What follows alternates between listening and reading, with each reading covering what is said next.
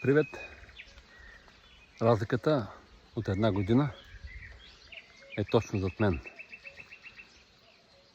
Преди точно една година липсата на мед се оказа решаваща за началото на едно ново хоби, което се превърна в страст. Да погледнем. Всъщност, това беше началото. Първия кошер, подарен от колега. Какво се случи после? Случи се това.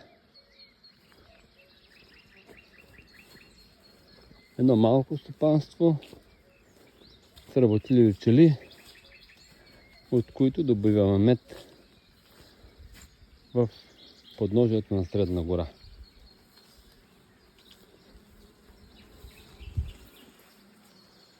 Всичко, което се вижда тук, разбира се, е плод на усилия, труд. Не е малка част от това е знание, за да могат тези създания да донесат радост и сладост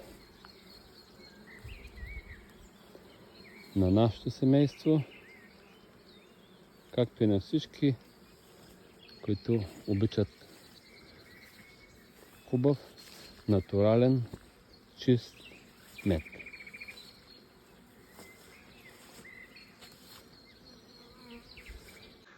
И всъщност не всичко е само радост.